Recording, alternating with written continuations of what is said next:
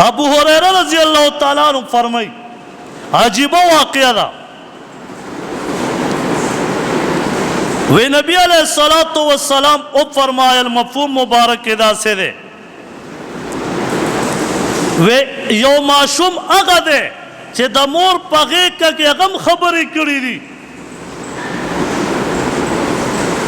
نبی علیہ السلام فرمائی دا مسلم شریف روایت تے وی یو معشوم دا مور پغی کیو او یو شاہ سوار پا خسته سورلی باندې سور خسته جوڑی اچولی دا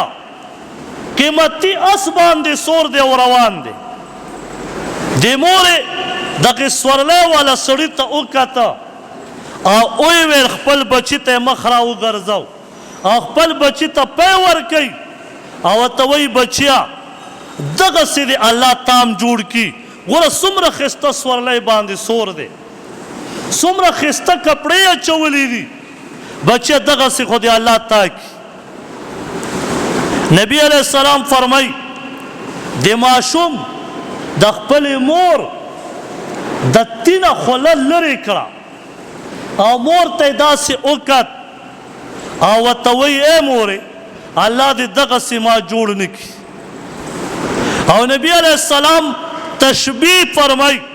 وی خپل غوطه مبارک نبی علیہ السلام دا سے رواخستا اوی فرمایل وی آغا معشوم واپس بیا د مور تیتا خلوی وڑا او نبی علیہ السلام غوطه مبارک خپل خلی مبارک تا دن نکڑا دا سی زوپلی شورون مور را پاس دا روان شوا چه اوی کتا پلار باندے یو وینزا دا یو نوکر دا خلق قرآنی ولی او سزا والا ورکی والتی او ٹکول والا ورکی او وی دا زنانا دا زناکار دا او دا غلا دا دا غیموری دی خپل بچی تا وکتا او وی ویل چه اے بچیا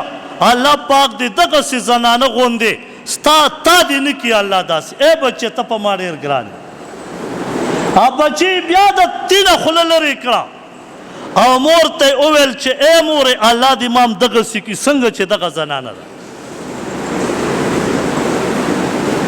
دغه زنانا تعجب کی پا دیخ پل بچی چه بچیا گورم دا عزت سوال دا لکم اغین زان منے کے او اغا جینے چه بیزتی کی گی دا غیتا منا کے دغه معشوم ورته وی موری هغه شاه سوار چې په لاره روان هغه لوی ظالم انسانو د هغه نه معاشره تنګه ده هغه په دې اس او په دې کپړو مه تېروځه هغه نه ټوله معاشره خپله علاقه امن غواړي نو ما ځکه سوال وکړو چې یا الله دغسې مې نه کړي او ای مورې دغه وینځه دغه نوکره دا پاک دمنه زنانه ده دې ګناه نه ده کړې او نه یې غلا کړې ده لیکن مظلومه ده څوک یې ته تپوس کولو نشته